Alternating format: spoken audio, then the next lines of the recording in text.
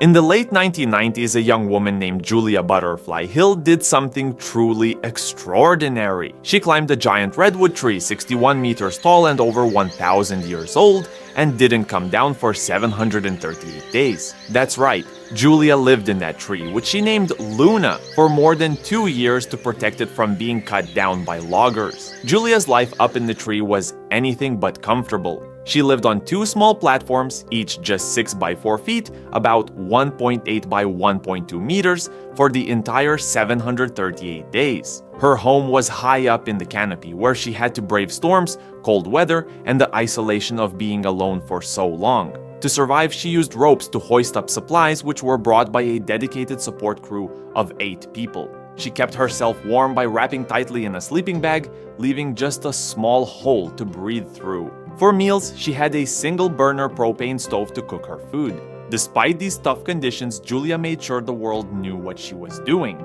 She used solar-powered cell phones to give radio interviews and even became an in-tree correspondent for a cable TV show, bringing media attention to the urgent issue of old-growth forest destruction. TV crews visited her up in the tree, and she made sure the message of protecting ancient forests was loud and clear. Her story started in December 1997 when she joined a group of activists trying to stop the Pacific Lumber Company from clear-cutting ancient redwoods in California. Julia, who was only 23 at the time, volunteered to do a tree sit, which meant living in the tree to prevent it from being chopped down. What she thought would be a short stay turned into a 2-year mission to save Luna and the forest around it. During her time in the tree, Julia faced all kinds of challenges, including helicopters trying to knock her down. But she stayed strong, forming a deep bond with Luna and using her platform to raise global awareness about the destruction of old-growth forests. Finally, after long negotiations, Pacific Lumber agreed to protect Luna